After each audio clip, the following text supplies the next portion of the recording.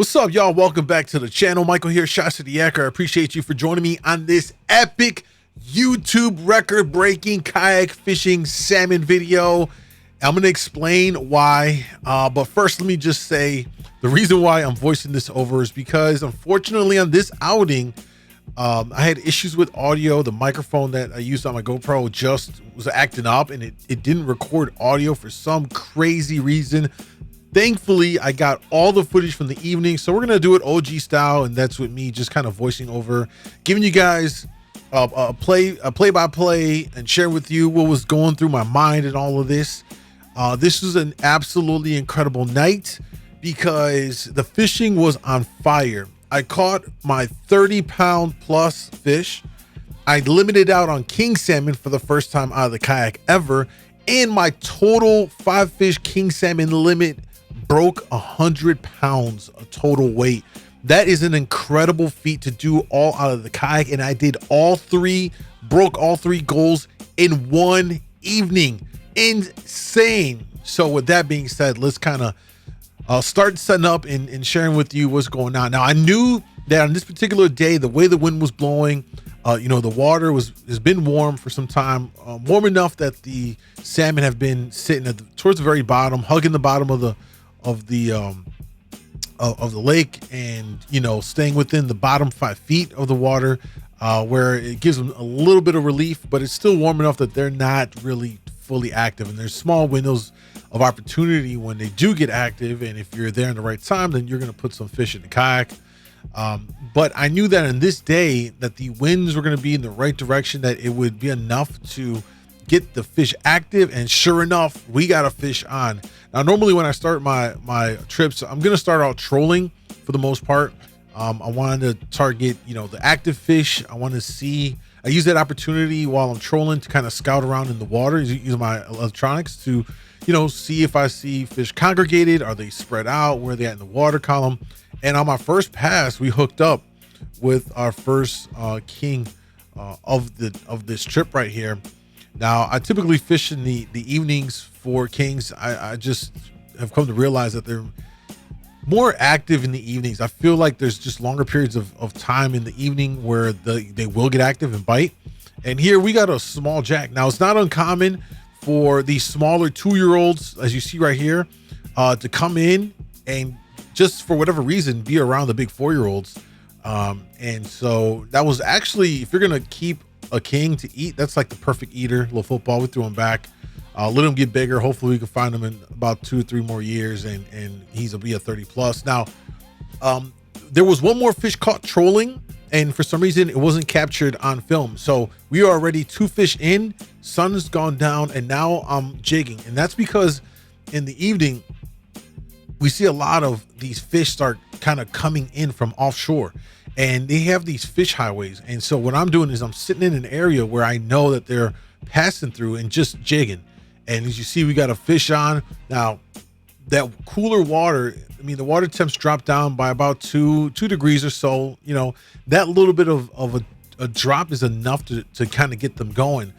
And what I found that on this night, it was absolutely insane. There were thousands of fish pouring in that were coming in. And if you go to my Instagram at ChiCityYaker, by the time this video is up, I'm going to post the screenshots that I took from my Garmin Ultra unit, and you can see the wave of kings that were coming in, and I was just picking them off.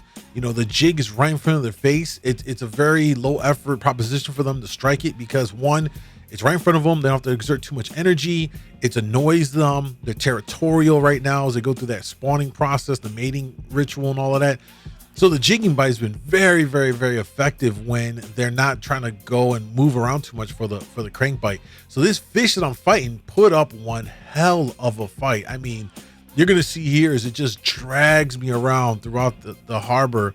And I'm having to do all kinds of stuff to just kind of do my best to keep it in front of me. What's challenging for anybody who's never caught a king jigging out of the kayak, which is hands down the most insane way to catch a king, and it's something that I love to do, and I do it any chance I can. And in fact, there's just a relatively small period of time in the year when you can do it, and it's typically in the fall run. when you can target them in 30 or 40 feet of water and jig for them effectively in that depth. So I'm doing everything I can here. These kings, when you hook them up jigging, they just go all around your kayak, underneath your kayak. Of course, I have the autopilot with the trolling motor on there, so I'm always paranoid that these fish are going to jump into the trolling motor or take the line in there. Thankfully, I've not had that yet, but this fish was pretty silver. It was a pretty silver fish, so it had a lot of fight in it. And I'm just over here. The wind, if you can look at my light pole flag, is coming out of the west. And again, that's an important thing. That west wind does, the west and the south do a lot to cool down that water fairly quickly. And again, when you have an understanding of the lake and winds and waters and how the fish relate to all this, which I've covered in my Lake Michigan Kayak Fishing Podcast, season 1. Season 2 will be coming, probably start that in December, and it'll be right here on the channel. You guys can check that out. But we had a episode talking about winds and waves and how fish relate to it all. So just from my time on the water, I called it. It was one of those things, like I felt good about it, like I knew it. I got on the water, and at this point, I mean, the action is just incredible. Now, at this point, once I'm able to land this fish, this is going to be fish number 3. And at this point in my mind, I'm starting to think, oh man, like I see the amount of fish that are in here. This looks very good for me to be able to limit out on kings. It's something I haven't done up to this point of fishing Lake Michigan, is to limit on kings out of the kayak. It's very challenging. And you ask most veteran kayak anglers that fish Lake Michigan for salmon, you put 1 king in the boat, that's hey, it's a good job. Now you talk about 2 and 3, that's a good trip. That's a good trip. A lot of times we're looking for 3, 4, 5 bites, and if you can convert 2 to 3 of those total, it's a good day in the water. Now getting a limit or even getting more total bites, that's when the fishing is hands down just phenomenal. And that is exactly what this trip is right here. And I'm still battling it. I mean, I could have shortened this fight down, but I just want you guys to kind of see what you have to deal with here. Now, the setup I'm using, which is great, is you can use any kind of a medium action spinning rod, your walleye rod, or maybe use like a drop shot rod for bass fishing. Medium action, 15-pound braid, tied off to a small swivel, and then I run a 30-pound fluoro leader. These are big fish. There's those teeth are really, really gnarly, and when they crunch these jigs in their mouth, that line is going to be rubbing on their gums, their teeth. So I opt to go with the 30-pound. These fish are not line shy, and we're gonna hoist this bad boy up right here. Upper teens fish, beautiful, good color on it, considering the time of year it is, and that makes this fish number 3. Now, as we keep on moving along here, take a look. A lot of guys will snap jig like the fishing for walleye. I've found, for me, that a more just subtle lift and drop entices them, and I think it's because, again, it's just a very easy proposition for these fish. It's enough to trigger them. You have to have the right jig for this to work, I think. And when you do those kind of just slower lift and drops, it's enough to trigger them. They don't have to chase it too hard. I see a lot of guys from shore and even the kayak just snapping and popping those jigs. And it's not to say that you can't catch that way, but I've seen it with folks with me going on guided trips that they're snapping it, and I'm just leisurely lifting and dropping it, and I get more bites and more hookups and more fish caught. So if you are jigging, give it a shot. Just try a more subtle lift, drop, and see how that works out for you. Now, this right here, this isn't this is fish number 4. And at this point, it felt good, but it didn't feel like, the fish that I just finished catching, the one you just saw before this one, that one I thought was giant. The runs it was making, it was bulldogging. Now this is the 30-pounder. At this point, I get it into the net, and when he came to the surface, when I first seen him, and now I'm literally, and I don't know, it's dark out here, guys. You can't see me. I wish you guys could hear the audio, but at this point, I'm shaking and I'm kind of freaking out because I see it. I've seen enough kings to know when we're talking about teen size fish, low 20s and mid 20s, and then the upper 20s. And when I saw this one, I immediately knew, look, and right here, I immediately knew this is an uppers 20 fish. This is a borderline 28, 29, 30. And as I kept on looking at it right here, and you kind of see me just looking around, and I'm physically exhausted. It was so big. I was struggling to lift this fish up. And now I'm looking at the size right here. It took the smallest little jigging spoon, right? But I'm looking at it right here, and now I'm starting to realize, no, I think this is my 30. I think this is the 30. And I'm just kind of like freaking out. You can see my expression, my hands here. I'm trying to get a grasp around it. Here I'm doing a quick little IG story, sharing what's happening on the water with me in kind of real time. I mean, you can see the fish was dangling off, the tail was hanging over the side of the rail on my kayak right here. That's how big and long it was. Just to kind of give you some perspective, my fish bag that's behind me where I throw my kings in is a 36-inch bag length. That king had its tail sticking out another at least 5, maybe 6 inches. So it was definitely a 40-inch plus fish. I really wish you could just see it, and I'll share some pictures at the end here from when I officially weighed it. And we got some pictures, but I mean, the girth around it was just incredible. And here I am now. I mean, I'm kind of getting it straight into the kayak. You see the big head on this thing, the kiped up jaw. It's a big male. And I knew that a big male is what was going to get me to that 30 pound class fish, more than a female. These males, when they get really, really big, they're the ones. That's what I was chasing for. So now we got that one in kayak. At this point, I'm in my mind, I'm like, do I keep fishing? I know I have a 30 in here. It'll lose some weight after they dive. I didn't bleed it out specifically because I knew that it was going to be borderline 30 or whatnot, but I continued to fish because I just needed one more catch. Went back to the jig, boom, we get hooked up. And now from here, I'm just, super excited because I know for sure that I just hit a personal goal, which was limiting out on king salmon. In fact, there were some catches that were done after this. So I think that night I did 7 total fish out of like 10 or 11 total bites, which is an exceptionally good outing for king salmon in the fall.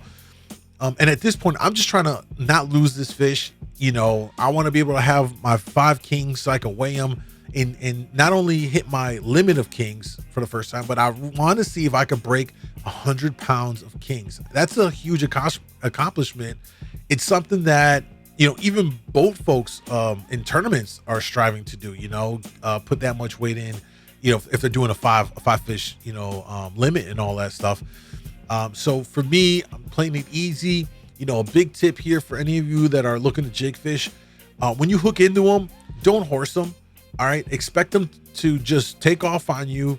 Have your drag set. If you're in the kayak, have your drag set kind of like a medium tension, right? Enough. It should be enough that it's they're able to pull out, but not so tight that it's locked down either, because they'll pop off. They'll either break something in your line, or your hooks will bend them out, or a knot will give out. So just kind of play them a little bit loose, right? Just a little bit, let them run.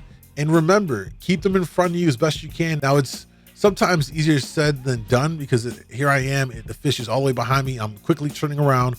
You always want to do your best to keep that fish in front of you, so that when it does run, it ends up pulling you, and between the drag that you have set on your reel and it pulling you, that's a lot that this fish is having to work through, and it's going to wear them out sooner.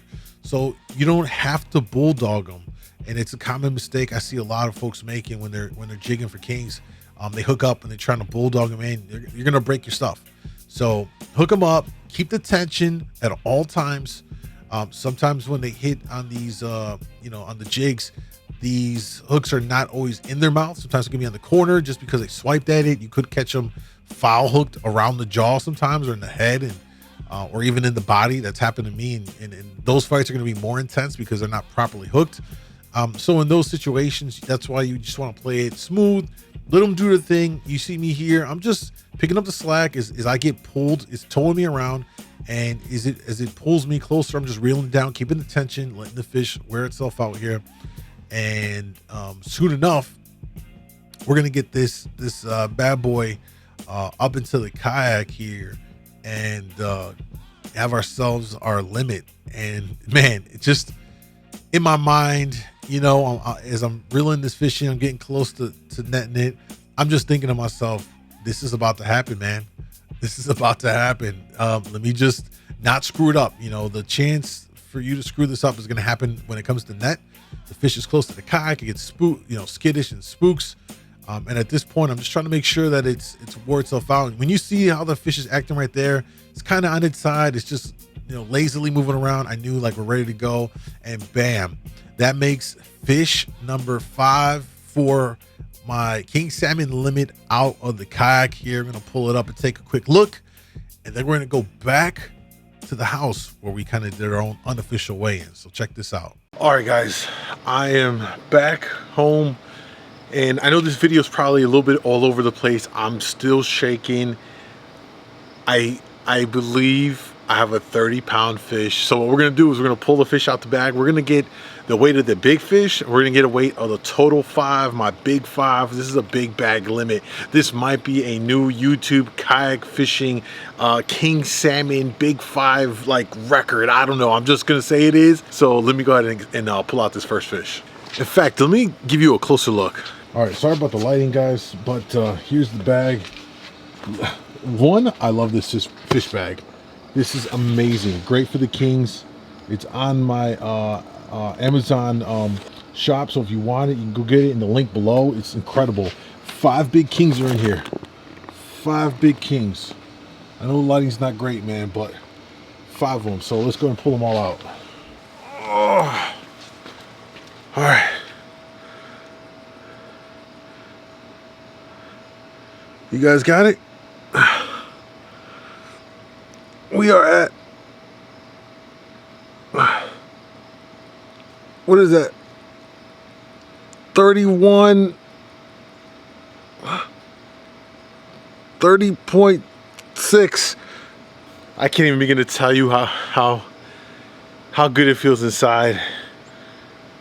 You know, putting a lot of time on the water.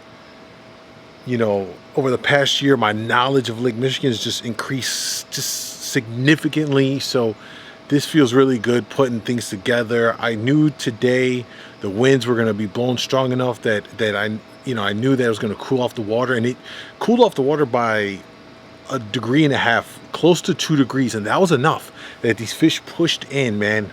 Just massive school of kings were coming in. And I knew it'd be a male that would take me over to 30, and man, wow, and caught it jigging on top of that. Incredible. Let's get the rest of the fish weighed to see what our big 5 is. All right, nice female here. Let's see what we got. About 17, 11. All right, next fish here. 18 point.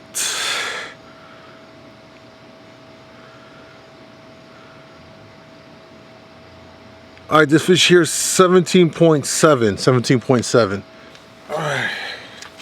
All right, next fish. Let's take a look here.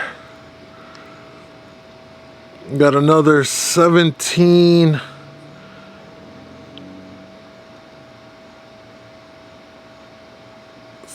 1710. We're gonna go with 1710. It's shaking around a little bit because I'm trying to keep it steady. 1710. All right, last fish. I'm exhausted. Let's see what we get in here. 18.